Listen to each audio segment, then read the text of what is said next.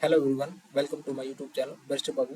आज का हमारा टॉपिक है वो हम एक्ट ऑफ चाइल्ड के रिगार्डिंग पढ़ेंगे कि क्या एक छोटा बच्चा क्राइम कर सकता है। यदि वो कर सकता है तो क्या उसकी लाइबिलिटी है या नहीं है। क्या उसको कम्प्लीटली हम एब्सोल्यूट उसको एक इम्यूनिटी दे देंगे क्रिमिनल लाइबिलिटी से कि उसके ऊपर कोई भी ट्रायल नहीं चलेगा, कोई भी केस उसके ऊपर नहीं होगा, या कुछ लिमिटेशन है हमारी वहाँ पे जहाँ की एक बच्चा क्राइम कर सकता है तो उसकी क्या लाइबिलिटी होगी, कितनी होगी और कितनी नहीं होगी। कोर्ट किस किस चीज़ों को वहाँ पे कंसीडर करेगी उसको ट्रायल के दौरान, उस चीज़ को जो बच्चे का ट्रायल चल रहा हुआ। देखिए, सबसे पहले हमने ये चीज़ नॉर्मली हर किसी ने पढ़ रखी है कि एक 7 साल से कम का बच्चा अगर किसी की एज है तो वो एक क्राइम कमिट नहीं कर सकता। ये चीज़ हमारी जनरल एक्सेप्शन में क्लियरली डिफाइन है।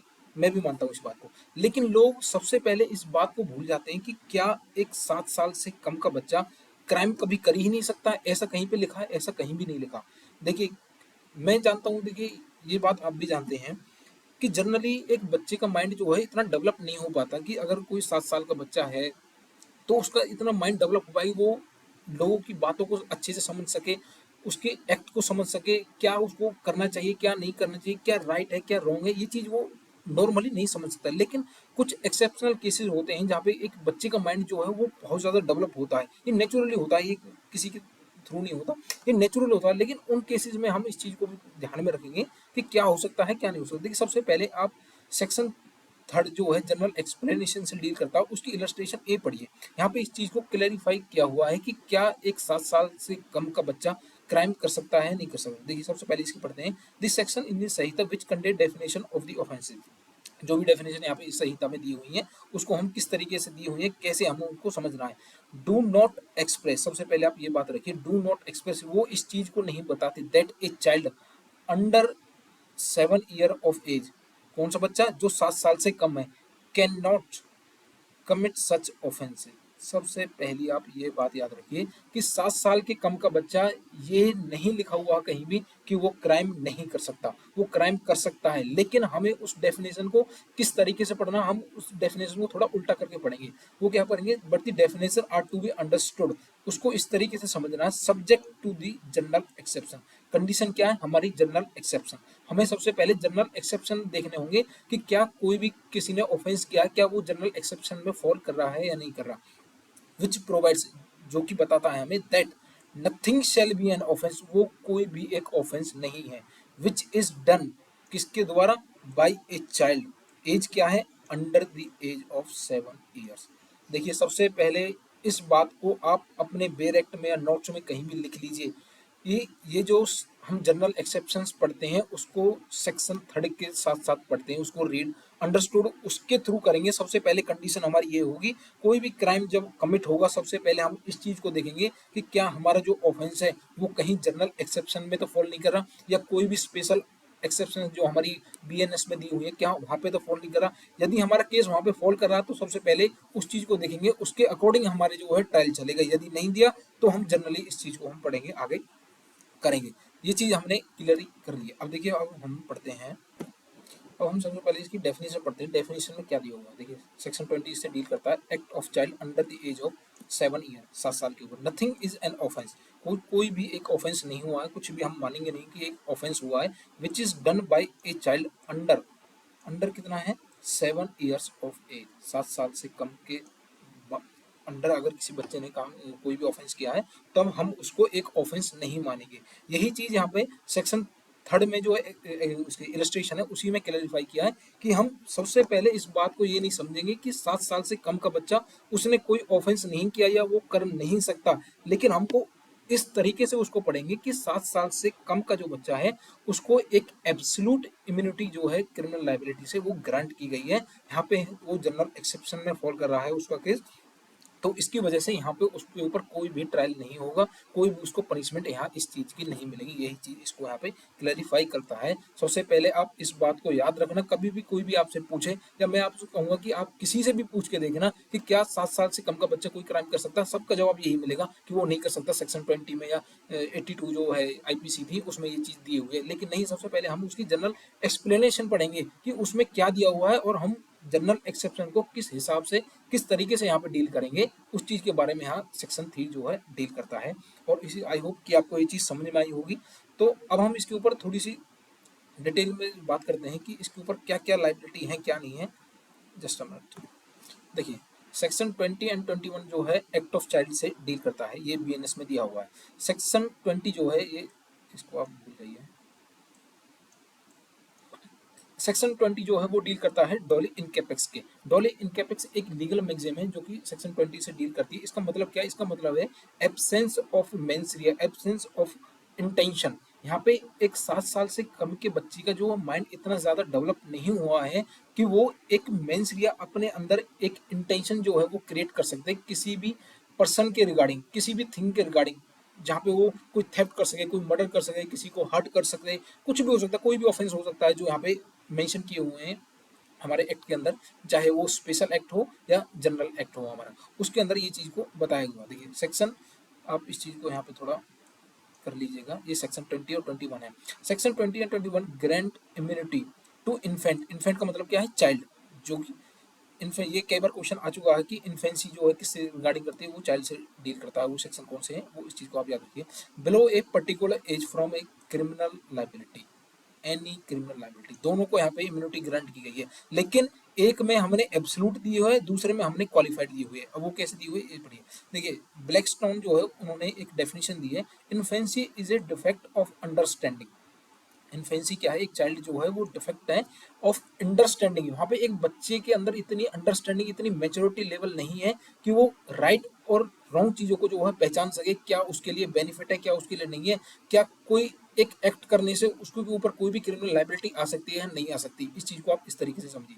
सेक्शन 20 जो है, सेक्शन जो है totally absolve a child under the age of 7 year. यहाँ पे जो सेक्शन 20 है, डॉली इनकैपेक्स जिसके साथ डील कर रहे हैं, वो इस चीज को बताता है कि यहाँ पे टोटल ही एब्सॉल्व है उसकी क्रिमिनल लाइबिलिटी, उसके ऊपर कुछ भी नहीं होगा। भले ही उस बच्चे ने, मैं कहता हूँ कि जैसे मैंने आपको एग्जांपल दिया था कि रेयर चांसेस में जो है बच्चे का माइंड जो है वो बहुत डेवलप होता है, ये आपने न्यूज में पढ़ा होगा। यदि वो बच्चा जानबूझ के भी कोई वहाँ पे एक्ट कर देता, कोई भी ऐसा ऑफेंस कर देता जिसके ऊपर एक क्रिमिनल लाइबिलिटी बनती, यदि कोई बच्चा, यदि कोई एक इंसान 18 साल का है, उसके ऊपर जो है बन जाती है लाइबिलिटी, जिसका एक माइंड कैपेबल है सोचने समझने के लिए और हमारे क्राइम्स को जो है इंग्रेडिएंट्स जो है वो फुलफिल करता है सभी को, तो उसके ऊपर क्या लाइबिलिटी होगी क्या नहीं होगी। यदि वो कर भी देता है फुली इंटेंशन के साथ, तब भी उसको जो है यहाँ पे लाइबिलिटी जो है उसके ऊपर कोई भी नहीं आएगी। यहाँ पे वो टोटल एब्सॉल्व है उस क्रिमिनल लाइबिलिटी से। इस चीज को आप याद रखिए। बिलो दी 7 ईयर्स एज, भले ही उसने इंटेंशनली किया हो,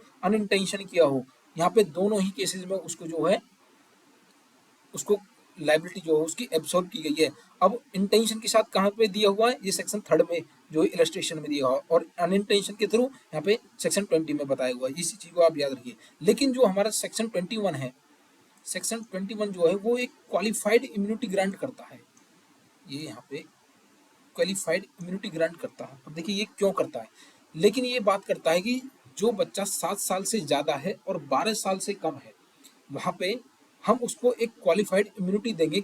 जैसे कि मैंने आपको एग्जांपल दिया था कि बच्चे का जो माइंड डेवलप कर जाता है, उसी चीज को यहाँ पे कोर्ट जो है देखेगी कि क्या 7 साल से ज्यादा का बच्चा और 12 साल से कम, क्या उसका माइंड एक कैपेबल हो गया है, क्या वो सही और गलत चीज को पहचान सकता है, क्या वो समझ सकता है कि जो वो एक्ट कर रहा है उसके कॉन्सिक्वेंसेस क्या होंगे, उसके ऊपर क्या लाइबिलिटी होगी, क्या कुछ उसके अगेंस्ट कोई एक्शन होगा या नहीं होगा। ये सारी चीजों को जो है क्वालिफाइड इम्यूनिटी जो है ग्रांट की करते हैं। यहाँ पे हम टोटली एब्सॉल्व नहीं करते उसको। देखिए मान के चलिए यदि 7 साल से ज्यादा के बच्चे और 12 साल से कम के ने इंटेंशनली किसी का मर्डर कर दिया, तो क्या हम उसको यहाँ पे इम्यूनिटी ग्रांट करेंगे? एब्सोल्यूट नहीं कर सकते। यदि उसका माइंड एक कैपेबल है सोचने समझने के लिए, उसको देखने के लिए क्या उसके होंगे क्या नहीं, तो हम उसको जो है इम्यूनिटी ग्रांट नहीं करेंगे। इसलिए यहाँ पे उसको क्वालिफाइड इम्यूनिटी के अंदर जो है डाला गया। अब देखिए इसको यहाँ पे पढ़ दें। सेक्शन जो हमारा 20 है वो एक कंक्लूसिव नेचर का है और इरेब्यूटेबल का है। इसका मतलब क्या है? इसका मतलब ये है कि यदि कोर्ट में ये चीज प्रूफ हो गई या उसकी एज डिटरमाइन हो गई कि बच्चा जो है, उसकी एज जो है at the time of the crime, not I am talking about the trial, I am talking about at the age of committing the crime, he is below under the age of 7 year, then it is conclusive and irrebuttable evidence. इसका मतलब है कि यहाँ पे हम कोई opposite party जो है, प्रोसिक्यूशन जो है, कितना भी एविडेंस वहां पे दे ले, उस चीज को वहां पे कोर्ट मानेगी नहीं। वो एक कंक्लूसिव नेचर का है, यहाँ पे उसको इम्यूनिटी ग्रांट होगी ही होगी। देखिए nothing is an offence which is done, ये हम चीज पढ़ चुके हैं, अंडर द 7 ईयर, इस चीज को आप याद रखिए, under the 7 year are called doli incapax. इनकैपेक्स का मतलब, डोली का मतलब होता है क्राइम, इनकैपेक्स का मतलब इनकेपेबिलिटी, वहाँ पे वो एक इनकेपेबिलिटी है उसकी, वो अपना माइंड को जो है डेवलप नहीं कर पाता। Grant absolute immunity, immunity grant करता है अंडर 7। इट प्रिज्यूम, यहाँ पे हम मानेंगे that he can not distinguish between the right and wrong, यहाँ पे हम मानेंगे कि वो राइट और रॉन्ग के बीच में अंतर नहीं बता सकता, नहीं समझ सकता कि क्या है क्या नहीं है। यहाँ पे उसकी मेंटल एबिलिटी जो है वो लैक कर जाती है, totally understanding the nature and consequences of his act and therefore can not form the necessary mens rea, वहाँ पे वो मेंसरिया जो है डेवलप नहीं कर पाता है। ये एक कंक्लूसिव नेचर का है और इसको रिबट नहीं किया जा सकता, कोई और केस नहीं, सॉरी कोई और एविडेंस वहाँ पे नहीं दिया जा सकता कि इस बच्चे के अंदर, भले ही उसके अंदर मेच्योरिटी है, मैं ये बात आपको फिर से कहता हूँ कि भले ही उसके अंदर एक मेच्योरिटी लेवल है, लेकिन यदि वो चीज़ प्रूव हो गई कि उसकी एज अंडर 7 ईयर है, तब उसको इम्यूनिटी ग्रांट होगी ही होगी, एब्सोल्यूट इम्यूनिटी वहां पे मिलेगी, उसको क्वालिफाइड नहीं मिलेगी यदि वो 7 ईयर्स के अंडर है, 7 साल से कम है। लेकिन अब कई बार क्वेश्चन आता है कि क्या होगा जब एक बच्चा एग्जैक्टली 7 साल का है।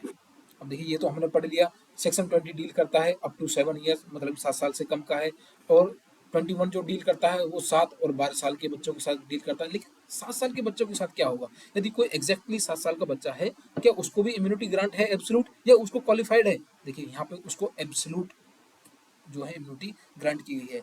A child exactly of 7 years of age would get benefit of section 20, इसको आप देख लीजिएगा, which the law grants the such immunity because the child under the age and cannot form a necessary intention to constitute a crime because he lacks understanding between the good and bad। ये चीज को यहाँ पे जो है court ने बताया गया, कई बार केसेस आए हुए हैं और ये एग्जाम में बहुत बार पूछा गया, मैं कहता हूँ बहुत बार पूछा गया, लेकिन लोग इसको जो है गलत बता देते हैं। सेक्शन 21 जो 83 है हमारा, उसके अंदर उसको टिक करके आ जाते हैं और फिर उनका गलती होता है। अब देखिए, क्या ये जो हमने इम्यूनिटी ग्रांट कर रहे हैं, क्या ये सिर्फ और सिर्फ हमारी आईपीसी बीएनएस के रिगार्डिंग है, या कोई और लॉ भी है जिसके अंदर हम इसको कर सकते हैं? देखिए, ये हमारा स्पेशल लॉ और लोकल लॉ दोनों के साथ डील करता है। हमारा जनरल लॉ क्या है, आईपीसी बीएनएस, और स्पेशल लॉ और लोकल लॉ क्या है, इन दोनों के ऊपर भी ये जो है डील करता है। अब हम आते हैं सेक्शन 21 के ऊपर, जो कि सेक्शन 83 था आईपीसी का। यहाँ पे बात करते हैं अबव 7 ईयर्स, 7 साल से ज्यादा का है, लेकिन अंडर द एज ऑफ 12, और यहाँ पे अंडर द एज ऑफ 12 है, ऑफ इमेच्योर अंडरस्टैंडिंग। इसमें एक चीज और है, इस पे आपको 3 चीजें याद रखनी पड़ेगी कि बच्चा जो है 7 साल से ज्यादा है लेकिन 12 साल से कम है, लेकिन उसके बावजूद भी उसने अगर कोई क्राइम किया तब भी हम उसको इम्यूनिटी ग्रांट करेंगे। लेकिन वो कब करेंगे, जब हम ये देख लेंगे कि वो बच्चा एक इमेच्योर अंडरस्टैंडिंग के साथ है, उसके अंदर भी एक अंडरस्टैंडिंग इतनी डेवलप नहीं हो पाई है कि वो राइट और रॉन्ग के बीच में डिस्टिंग्विश कर सके, उसके एक्ट को जान सके, उसके कॉन्सिक्वेंसेज को जो है जान सके। लेकिन यहाँ पे क्या है कि यहाँ पे हम, ये कंक्लूसिव नेचर का नहीं है, ये एक इनकंक्लूसिव नेचर है और रिबटेबल एविडेंस है। रिबटेबल एविडेंस क्या, हम यहाँ पे एविडेंस दे सकते हैं कि इस बच्चे के अंदर की एक सफिशिएंट मेच्योरिटी है। देखिए इसके एक्ट ये थे, इसका कंडक्ट ये था, इसका बिहेवियर ऐसा, इसका एटीट्यूड ऐसा है, ये कुछ सारी चीजें जो सरकमस्टेंसेस यहाँ पे 3 टेस्ट जो है बताए गए हैं, प्रिंसिपल बताए गए हैं, उसके अकॉर्डिंग यहाँ पे हम उस बच्चे को जो है ट्रायल करेंगे। देखिए नथिंग इज एन ऑफेंस, कुछ कोई भी एक ऑफेंस नहीं है which is done by a child above 7 years of age and under 12, 7 साल से ज्यादा का है और 12 साल से कम है। अब आपके दिमाग में क्वेश्चन आया होगा कि 12 साल से जो ज्यादा का बच्चा है उसको हम ट्रायल कैसे करेंगे। देखिए उसके बारे में हम पढ़ेंगे, उसके बारे में क्या है, उसके अंदर हम जो है जे एक्ट के अंदर जो है उसको ट्रायल करेंगे, जुवेनाइल जस्टिस के एक्ट के through. Who had not attend, इस चीज को आप याद रखिए, नॉट अटेंड, अटेंड क्या करी है उसने, sufficient maturity of understanding to judge the nature and consequences of his conduct on that occasion। ये चीज आप याद रखिए कि जिस टाइम पे वो क्राइम कर रहा था, जिस टाइम पे उसने वो एक्ट किया जो कि एक क्राइम में कन्वर्ट हो गया, एक ऑफेंस में कन्वर्ट हो गया, उस टाइम पे उसको एक सफिशिएंट मेच्योरिटी नहीं थी, वो एक अंडरस्टैंडिंग नहीं थी उसको कि वो जज कर सके, उस चीज को देख सके, समझ सके, उसके नेचर को, उसके कॉन्सिक्वेंसेज को, जो उसका कंडक्ट है जो वो उस टाइम पे कर रहा है ऑन दैट ओकेजन, उस समय जिस टाइम पे वो कर रहा था, ना कि वो ट्रायल के दौरान। अब ट्रायल के दौरान मान के चलिए एक 11.5 साल के बच्चे ने एक क्राइम कर दिया, अब देखिए यहाँ पे क्राइटेरिया हमारा जो है फर्स्ट फुलफिल हो रहा है, दूसरा भी हमारे यहाँ फुलफिल हो रहा है कि वो इमेच्योर था, उसको अंडरस्टैंडिंग नहीं थी, दोनों हमारे यहाँ पे चीजें प्रूफ हो गई। लेकिन ट्रायल जो है उसका लंबा चलाता गया। देखिए सबसे पहले ट्रायल में जाएगा, उसके बाद फिर हाई कोर्ट में जाएगा, फिर सुप्रीम कोर्ट में जाएगा। क्या तब तक वो एक बच्चे की एज जो 11.5 साल थी उस टाइम पे जब उसने ऑफेंस किया, क्या वो वहाँ पे स्टॉप हो गई? क्या वो वहीं पे रह गई है? क्या वो बच्चा की अंडरस्टैंडिंग अब बढ़ेगी नहीं? क्या वो अब बड़ा नहीं होगा, वो एडल्ट नहीं होगा, उसके ऊपर एक अंडरस्टैंडिंग नहीं आएगी, मेच्योरिटी नहीं आएगी कि क्या उसके अगेंस्ट प्रोसीडिंग चल रही है, या जिस टाइम पे उसने एक ऑफेंस किया था उस टाइम पे उसकी कंडीशन कैसी थी और आज कैसी है? देखिए यहाँ पे इसी चीज के लिए यहाँ पे इसकी जो छोटी छोटी जो वर्ड है यहाँ पे लोग पढ़ने में गलती कर जाते हैं। मैं उसी चीज को आपको यहाँ पे डील करके बता रहा हूँ कि कैसे उस चीज को आपको एक्ट को जो है डायरेक्ट की लैंग्वेज को कैसे पढ़ना है। वो बहुत छोटी छोटी बारीकी चीजें हैं जो आपको नहीं पता होती। बहुत बार कई बार लोग, मैं कहता हूँ जिनको अच्छी नॉलेज भी होती है वो भी इस चीज को स्किप कर जाते हैं, तो इसलिए आप स्किप ना करें। इसलिए आप डायरेक्ट को कभी भी पढ़ें, कोई भी जजमेंट पढ़ें, उसके एक एक छोटे छोटे वर्ड को पढ़ें कि उसमें क्या दिया हुआ क्या नहीं, उसका मतलब क्या है। कि कोर्ट पागल नहीं है, लेजिस्लेचर हमारी पागल नहीं है जिसने हमारे ये एक्ट लिखे हैं, ड्राफ्ट किए हैं, फिर पब्लिश किए हैं, यहाँ पे एक्ट बना है उसको। तो इस चीज को आप थोड़ा ध्यान रखिए। देखिए सेक्शन 21 जो है हमारा क्वालिफाइड इम्यूनिटी ग्रांट करता है, एब्सोल्यूट नहीं करता। In order to claim exception under this section child must not have attend sufficient maturity और for understanding and judging the nature and consequences of the act. Prosecution, अब यहाँ पे burden of proof किस पे आएगा ये बात आप याद रखिए। बर्डन ऑफ प्रूफ किस पे आएगा? यहाँ पे प्रोसिक्यूशन पे।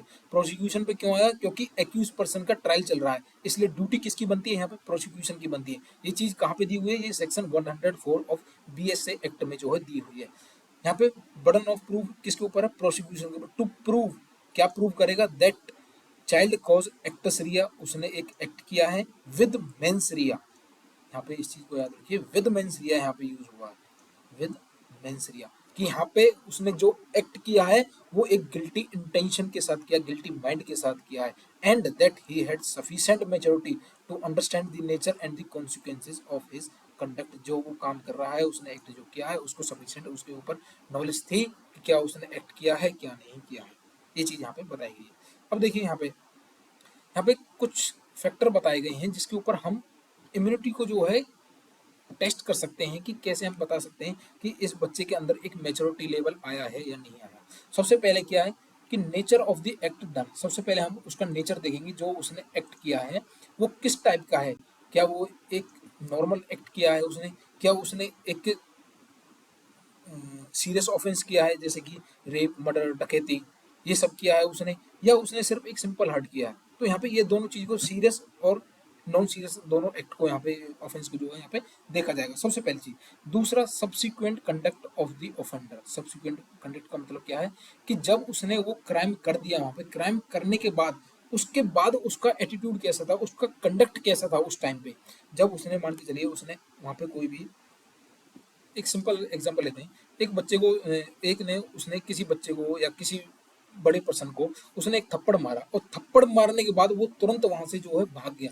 वो क्या होगा? वो उसका एक सब्सिक्वेंट कंडक्ट हो गया। यहाँ पे वो बता रहा है, उसको पता है कि उसने क्या एक्ट किया, उसको पता है कि उसका नेचर कैसा था और जो उसने एक्ट किया उसके कॉन्सिक्वेंसेस क्या होंगे। देखिए यदि वो बच्चा वहीं पे खड़ा रहेगा तो वो दूसरा दूसरा इंसान जिसको उसने थप्पड़ मारा वो भी उसको रिटर्न में मारेगा, वो भी मारेगा ही नहीं मारेगा, वो भी उसको साथ में मारेगा। तो ये क्या है? ये हमारा सब्सिक्वेंट कंडक्ट है। यदि उस बच्चे को पता है कि उसके कॉन्सिक्वेंसेस क्या होंगे तो वो वहां से भाग जाएगा, और भाग जाएगा वो उसका सब्सिक्वेंट कंडक्ट जो है वहां पे वो प्रूव करता है। नेक्स्ट जो हम फैक्टर है उसका वो बात करते हैं, demeanour and appearance of the offender. अब डीमेन्योर का मतलब क्या है? डीमेन्योर का मतलब है उसका बिहेवियर, उसका एटीट्यूड, उसके फेशियल एक्सप्रेशन और उसका बॉडी लैंग्वेज। जब उस बच्चे को वहां पे कोर्ट में लाया गया, उसका ट्रायल जब उसको चल रहा था, तब उसका, हम कोर्ट यहाँ पे इस चीज को देखेगी, उसका बिहेवियर कैसा था, उसका एटीट्यूड कैसा था, उसके फेशियल एक्सप्रेशन कैसे थे, उसकी बॉडी लैंग्वेज कैसे थी। क्या वो अभी भी इसी कंडीशन में एक, मैं नॉर्मल अगर लोकल भाषा में बताऊं उसको, तो हम उसको क्या कहते हैं, उसका व्यवहार कैसा था, क्या उसका, इसको मैं थोड़ा इंटरप्रेट नहीं कर पा रहा हूँ, आप आप इसको थोड़ा ऐसे समझिए कि एक बच्चे को जब हम लेके आते हैं, क्या वो अभी भी बाल बुद्धि में है? क्या उसका माइंड अभी भी वो वही हरकतें में है कि खेलना कूदना एंजॉय करना, या वो अभी समझ रहा है कि हम कहीं कहीं पे एक गैदरिंग में इकट्ठे हुए हैं, कोई फैमिली फंक्शन में जो है इकट्ठे हुए हैं? तो यहाँ पे उस बाल बुद्धि के जो सेंस में आप इसको डिमेनर को जो है समझ सकते हो। जी।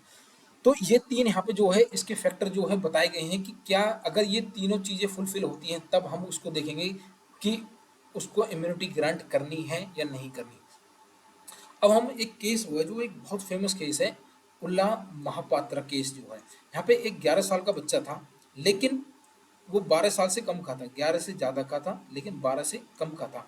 उसने एक पर्सन को थ्रेटन किया कि उसको वो मारेगा। मारेगा कैसे? कि उसके जो है टुकड़े टुकड़े कर देगा, कटिंग इनटू पीसेस। उसने एक चाकू लिया, चाकू के साथ उसने यहाँ पे इसको शो किया, उसको थ्रेटन किया कि देखो यदि तुमने मेरी बात नहीं मानी या तुम मेरे साथ ऐसा ही करते रहोगे, कुछ भी हो सकता है वहाँ पे, केस हम प्रिज्यूम कर सकते हैं कोई भी कंडीशन, तो वो उससे उसको धमकी दे रहा उस चाकू के साथ कि मैं इस चाकू से तुम्हारे टुकड़े टुकड़े कर दूंगा यदि तुमने मुझे दोबारा से परेशान किया तो। ये एक एग्जाम्पल मैं बता रहा हूँ कि कंडीशन क्या थी वहाँ पे। लेकिन ये केस यहाँ पे था कि उसने धमकी दी और कटिंग इनटू पीसेस ये यहाँ पे दिया था, एंड एक्चुअली किल्ड हिम, और साथ के साथ उसने उसको मार भी दिया। उसने धमकी देने के बाद कि भाई मैं तुम्हें चाकू से मारूंगा, ऐसे टुकड़े टुकड़े कर दूंगा तुम्हारे, तो उसके बाद भी उसने मार दिया। अब कोर्ट ने देखी, अब इतना तो आपको यहाँ पे समझ में हो गया, बच्चे को यहाँ पे एक सफिशिएंट मेच्योरिटी लेवल है, उसको पता है कि क्या उसका नेचर है, क्या उसके कॉन्सिक्वेंसेज हैं जो उसने एक्ट किया है, या वो जो वो बोल रहा है वो किस नेचर में बोल रहा है, किस एटीट्यूड में वहां पे बोल रहा है। उसने थ्रेटन किया, ये तो कोई भी कह सकता है, छोटे कई बार दो बच्चों की लड़ाई हो जाती है, वो कहते हैं अरे मैं तुझे मार दूंगा, ये क्या है? क्या इससे एक सफिशिएंट मेच्योरिटी लेवल प्रूव हो गई? नहीं हुई। लेकिन वो ये इस बात को कह रहा है कि कटिंग इनटू पीसेस, मैं टुकड़े टुकड़े कर दूंगा तुम्हारे, और साथ के साथ उसको वो मार भी देता है। तो यहाँ पे क्या है, एक मेच्योरिटी लेवल यहाँ पे उस बंदे को आई नहीं आई, उस बच्चे को यहाँ पे आई, वो डेफिनेटली आई है। तो कोर्ट ने इसी चीज को यहाँ पे ध्यान रखते हुए कहा the action of the boy could lead to one interference that he did what he intended. उसने वो किया जो वो चाहता था to do, and he knew his action could killed the deceased, और वो चाहता था, उसको नॉलेज थी उसके एक्शन से कि वो जो बंदा है वो मर जाएगा। तो यहाँ पे इस चीज को यहाँ पे कोर्ट ने बताया, कोर्ट ने इसको एनालाइज किया अच्छे तरीके से। और ये केस जो है वो बहुत फेमस केस है, ये नंबर ऑफ टाइम्स जो हमारे एग्जाम में आ चुका है। ये डायरेक्ट भी आ जाता है या इनडायरेक्टली भी इसको पूछ लेते हैं इलस्ट्रेशन के थ्रू। देखिए एक केस है Hiralal Malik versus state of Bihar, ये भी एक इंपॉर्टेंट केस है। यहाँ पे सुप्रीम कोर्ट ने बताया था child below the age of 7 year is completely free from criminal responsibility. वो 7 साल से कम का जो बच्चा हो उसको कम्प्लीटली लाइबिलिटी फ्री है, उसकी वहाँ कोई लाइबिलिटी भी नहीं। But a child between 7 to 12 year is qualified to avail the defense of dolly in campus। वहाँ पे वो एक क्वालिफाइड, उसको इम्यूनिटी ग्रांट हुई है, उसको वहाँ पे इम्यूनिटी मिल सकती है यदि वो इन तीन फैक्टर्स को जो है यहाँ पे कंप्लीटली क्वालिफाई कर जाता है। तो if it is prove that he has not sufficient maturity to understanding to जज the nature and the consequences of act, यदि वो उसको पता है कि उसकी सफिशिएंट मैच्योरिटी नहीं है, अंडरस्टैंडिंग नहीं है, उसको नेचर के नहीं पता, एक्ट का नहीं पता, उसको कंडक्ट को नहीं पता, तो यहाँ पे उसको जो है क्वालिफाइड जो है इम्यूनिटी ग्रांट कर दी जाएगी। अब हम बात करते हैं the child above the 7 year under the government. अच्छा इसको छोड़ दीजिए आप। अब देखिए मैंने आपको थोड़ी देर पहले बताया था कि हमने तो ये पढ़ लिया यहाँ पे 7 साल से कम का, ओ सॉरी 7 साल से ज़्यादा और 12 साल से कम का बच्चा है, उसको हम जो है यहाँ पे डील करेंगे। लेकिन उसका क्या होगा बच्चे का जो 7 साल 12 साल से ज़्यादा का है, the child above the age of 12 year, उसके साथ क्या होगा? The child of about 12 year of will incur full responsibility in criminal law, उसके ऊपर एक क्रिमिनल लाइबिलिटी इम्पोज होगी। उससे हम बिल्कुल भी इफेक्ट नहीं होगा कि उसकी अंडरस्टैंडिंग थी या नहीं थी, लेकिन 12 साल से ऊपर के बच्चे ने कोई भी एक्ट किया है जो कि एक ऑफेंस में कन्वर्ट हो गया है, तब उसको क्रिमिनल लॉ जो है कोई भी लाइबिलिटी ग्रांट इम्यूनिटी ग्रांट नहीं करता है। In such circumstances the whole process of trial sentencing rehabilitation वो गवर्न किससे होंगे? वो जेजे एक्ट के थ्रू होंगे, juvenile justice care and protection act 2015।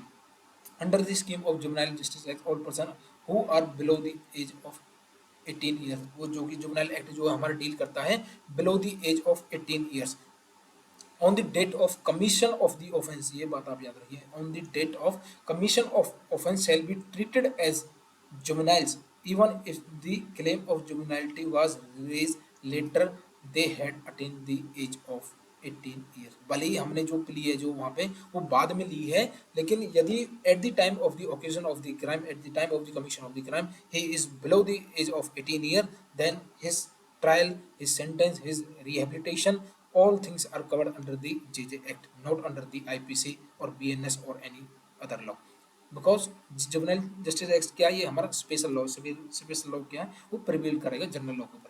अब देखिए मैं इसकी कुछ इलस्ट्रेशन आपको थोड़ा बता देता हूँ जिससे आपको थोड़ा और आसानी हो जाए। देखिए यहाँ पे दो तीन इलस्ट्रेशन है, आप उसको समझिए। Suppose a child who is below the age of 7 year, below the age of 7 year, below है, हैड अ डेंजरस वेपन, उसके पास क्या है, एक डेंजरस वेपन है in his hand, mistakenly, word को ध्यान रखना, मिस्टेकनली ट्रिगर्स, मिस्टेकनली उसको चला देता है, and it causes the death of any person on the opposite side, जो उसके अपोजिट में खड़ा था उस पर्सन की वहां पे डेथ हो जाती है, in such case that child will not be liable and will be protected by section 82, जो कि सेक्शन हमारा 20 है बीएनएस का।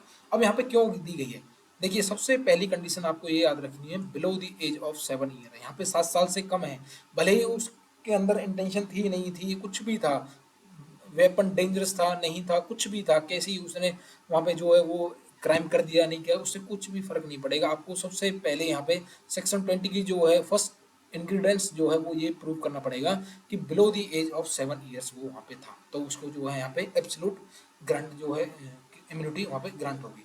अब दूसरी हम बात करते हैं, एक ए एन एडल्ट पर्सन, एक एडल्ट पर्सन है above the age of 18 year, in order to kill B, अब वो चाहता है कि वो बी को मारना, इंस्टिगेट, अब वो इंस्टिगेट करता है किसको, एक चाइल्ड, अब चाइल्ड क्या है, below the age of 7 year, 7 साल से कम है, to do an act which causes B death, जिससे कि वो एक ऐसा एक्ट करे जिसकी वजह से बी की जो है डेथ हो जाए।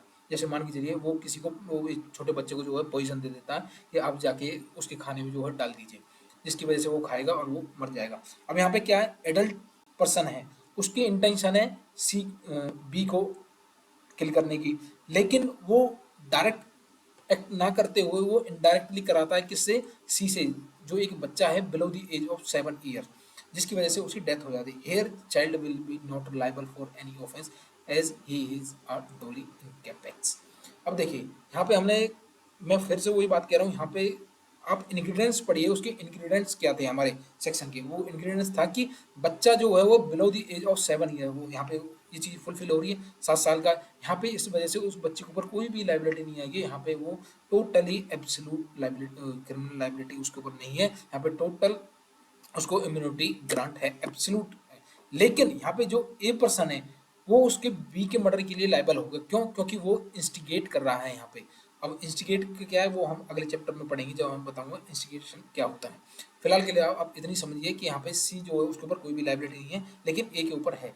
अब देखिए एक्स एक एडल्ट पर्सन है, इंस्टिगेट करता है वो भी ए चाइल्ड ऑफ 7 ईयर्स, वो 7 साल का बच्चा है, to burn a dwelling house, वो ड्वेलिंग हाउस के लिए वो उसको करता है, Y without knowing the consequences of his actions burn the house, अब वो वहाँ पे बिना उसको जाने के कि एक घर में वो आग लगाएगा तो क्या उस आग लगने से अड़ोस पड़ोस की जो घर हैं उनमें भी आग फैलेगी नहीं फैलेगी, उस बच्चे को यहाँ पे कुछ भी नहीं पता था और वो इंस्टिगेट करता है और वो बच्चा वहाँ पे जाके आग लगा देता है, तो इसलिए यहाँ पे कुछ भी उसके ऊपर लाइबिलिटी नहीं आएगी, वो यहाँ पे उसको इम्यूनिटी एब्सोल्यूट ग्रांट है, क्योंकि एज ऑफ 7 ईयर्स है, ये चीज मैंने आपको बताई थी, एग्जैक्टली 7 ईयर हो या 7 साल से कम हो उसको एब्सोल्यूट इम्यूनिटी ग्रांट है यहाँ पे। लेकिन 7 साल से ज्यादा है, 12 साल से कम है, तब उसको एक क्वालिफाइड इम्यूनिटी ग्रांट है, यदि 12 साल से ऊपर है तब उसको जीजे एक्ट में जो है ट्रायल करें। देखिए आज का तो ये हमारा सेक्शन, यदि इस सेक्शन में आपको समझने में कोई भी इशू आया हो, कोई भी परेशानी आई हो,